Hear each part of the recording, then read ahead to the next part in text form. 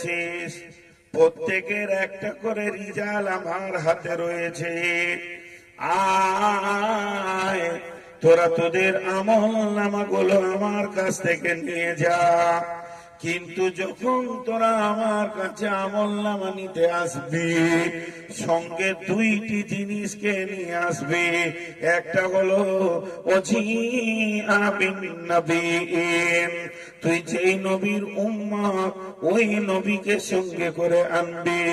ওয়াসহাদা, পৃথিবীর বুকে যে তুই আমল করেছিস এই আমলের সাক্ষীটাকে তুই নিয়ে আসবি।